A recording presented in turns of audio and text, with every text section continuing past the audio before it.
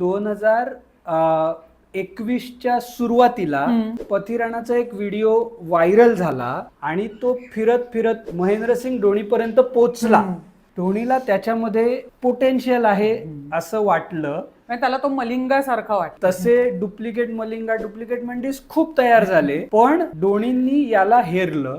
त्याच्यानंतर 2021 सालची जी IPL होती, बरोबर, त्याच्यामध्ये धोनीने त्याला नेट बॉलर म्हणून बोलावलं. बरोबर. आणि तो CSK टीम बरोबर तो पूर्ण सीझन तो नेट बॉलर म्हणून तिकडे तो राहिला. त्याच्यानंतर सुद्धा तो ऑक्शन मध्ये गेला नाही. तो CSKच्या टीम बरोबरच 2022 मध्ये राहिला आणि त्या सीझन मध्ये न्यूझीलंडचा ॲडम मिल्ने इंजर्ड झाला आणि त्याची रिप्लेसमेंट म्हणून पथिराणाला CSKनी आपल्या टीम मध्ये संधी दिली.